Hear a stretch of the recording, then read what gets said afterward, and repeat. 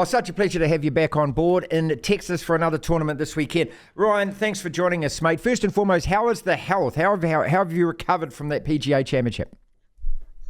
Yeah, I'm good. I mean, it's probably still feeling the effects of the pneumonia a little bit. On my speed's still a tiny bit down on what it was, um, a couple of months ago.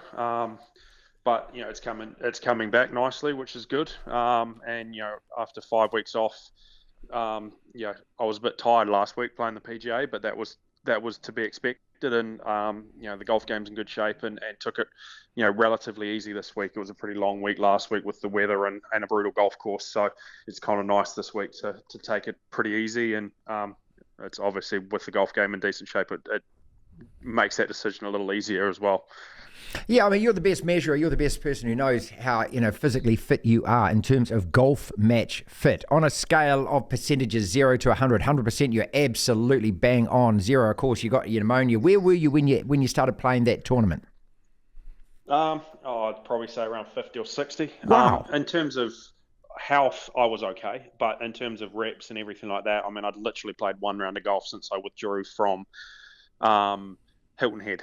So yeah, I was way down on reps and with everything else that had gone on at home. So yeah, last week was probably a pleasant surprise. To go to a golf course like that and play solid all week and not do too much wrong, and a top 25 in a major is nothing to sneeze at. So I certainly would have taken that at the start of the week, especially with basically 4 weeks off. I can tell by your tone, though, and it's great to hear it because, here in New Zealand, we're all celebrating. Oh, Ryan got in the top 25 again. But, man, you're there to win the tournament. So, I mean, there must be frustration as well. If you're hitting the ball that well, how high up the leaderboard could you have got? Yeah, I mean, I definitely let some stuff slide on Sunday. I made 4 birdies and 5 bogeys, and I missed a bunch of putts inside 10 feet, and had a few of those had gone in, like they'd kind of gone in the first 3 days. I could have maybe not quite got to top 10, but would have got close. And the second round was probably the one that hurt me more than anything. I mean, I'd actually played pretty awful the first round and got away with it and made a score. And I played a lot better the second round, and I just couldn't quite put a score together and shot 3 over when I felt like I probably should have shot 3 over the first round and 2 under the second round. But golf's kind of a funny game like that. Sometimes it doesn't quite match up properly. And it was a lot of good signs last week. It was close, and it was nice to do it in a big event like that. Ryan Fox is with us on the platform. I've asked you this before. So when a guy like Koepka wins that tournament, and especially plays so well as he does on the last 2 rounds, how far away is it? Can you feel it? I mean, what does it take for you to get to that position where all of a sudden you're going neck and neck on that final day with these blokes? It's not much, really. I mean, I remember when he won the PGA at Bethpage a few years ago, and he shot 7 under the first round, and I can't even remember what I shot, but it wasn't a good number. And I've walked off the golf course and gone, I just don't see that. I don't know how someone does that. Last week, certainly not the case. You had to play well to shoot 9 under last week, but I certainly didn't walk off the golf course and go, I don't have that. You still, I felt like I could have quite easily shot a couple more rounds under par. I played good enough to do it, and definitely could have finished the tournament, a few shots under par. And when you're there, kind of anything can happen on Sunday afternoon. And it's kind of nice to be in that position. Even though I haven't quite done it, I feel like I can do it. So, I mean, this is what I mean. I just want to get myself out of this headspace that, congratulating Ryan every time he's playing one of these tournaments, because it just kind of seems like, okay, that was, the story from years ago when you first played your first major, but now you're there to win it. And so, in your own mind, can you do a Michael Campbell? Can you win one of these buggers? Yeah, I mean, the golf game's there, definitely. You need some luck for it to happen as well.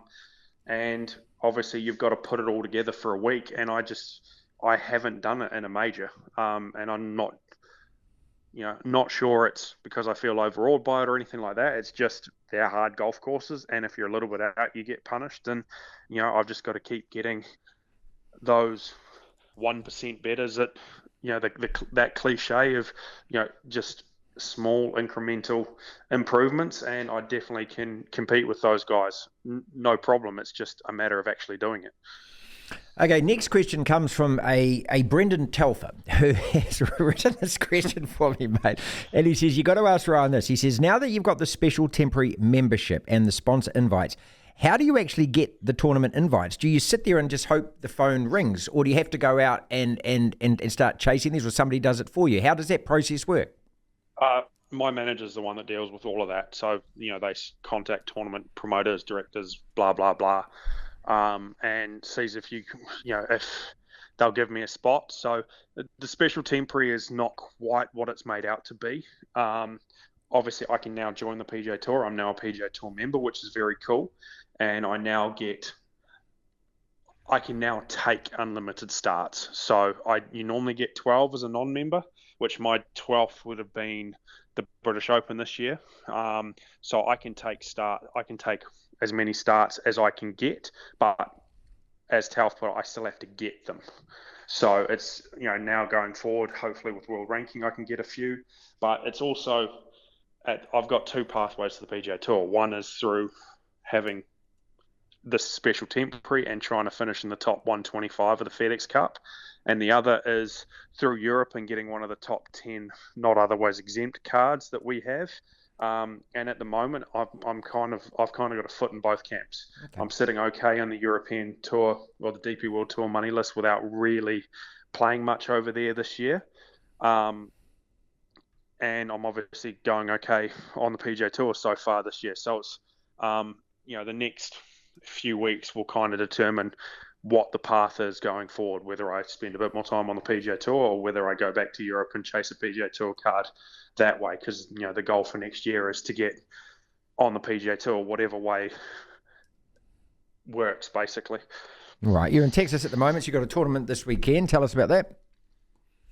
Yeah, Charles Schwab Challenge this week at Colonial. One of the iconic PGA Tour events. Had a lot of good winners, and on the Colonial Golf Course, which is I think the longest serving golf course on the PGA Tour. Wow. I think the event has been at the same place since 1940 something when it was first held, which is pretty cool. Ben Hogan's won it, Jordan Spieth won it. Phil Mickelson's won it. There's some pretty cool winners around here, and they've got a good field this week. Scotty Scheffler's playing, and a few others. So it's a great tournament, and it's kind of nice to come to a golf course with so much history, and also that's probably a bit more fun to play than what the PGA was last week. Fatherhood, second time, and combining that with golf. So obviously there's a fantastic back room in the Fox household, isn't there? Because to allow you to go out there and still do your job as well. But congratulations, mate. Delightful. Thank you. Yeah, it was cool. To have Margot arrive while I was at home was kind of worked well in the plan, and unfortunately I had to leave after she was 10 days old. But you can't also turn down going to a major championship and play a couple of big PGA Tour events. So we always kind of knew that was the case going forward. And I'm lucky to have my wife's very understanding and gets what's going on. And we've got family that are willing to help out, which is nice. And probably won't be spending too much time at home in the next sort of couple of months or so. But that's just the nature of what I do. And when I get home, I get to actually be dad, which is nice. And also, isn't this where you just actually celebrate the beautiful technology that we have available in the world these days, that you can actually just flick a screen on and there you go, and every day you can see, wow, look how big you got. Yeah. I mean, technology makes it a lot easier. The time difference probably doesn't make it easy. No. But I can't imagine what it was like when Dad was traveling, 30 years ago. Just trying to ring on hotel phones and trying to dial the international numbers and everything like that. It seems a whole lot harder than what it is now to jump on the internet and FaceTime or whatever it is. Finally, and you went to watch some ice hockey, not just any old ice hockey. This is the Dallas Stars, and they're up in the Western Conference against the Vegas Golden Knights, and they're 3-0 down now because they got absolutely walloped at home. But what was the experience like? It was cool. The PGA Tour, got us some tickets, which was nice. There was a few golfers, and we actually ended up in a box So they looked after us properly. And after 7 minutes, the atmosphere in the stadium just went down. I think Dallas were 3-0 down after 7.5 minutes, but it was still a cool experience. I mean, they do it really well. The atmosphere and the build up to it was crazy. The game is so fast. Yeah, and crazy. Very, very physical. And they're huge. They're massive, guys. Did you notice that? When I was there watching it, I just thought, my God, they're massive, these dudes. Yeah, I think the pads make them look bigger than they are as well, but I certainly wouldn't want to be out on the ice. And it got kind of feral, actually, at the end. Dallas were 4-0 down at the end of the second period. And one of their guys got sent, or didn't he? Yeah. Yeah, and they started throwing stuff on the ice and everything. It was pretty crazy, and the guys that were hosting us were like, this never happened, so this is kind of interesting. All the very best for this weekend. We love catching up with you always, mate. Thank you so much. Cheers, Marty. Thanks, mate.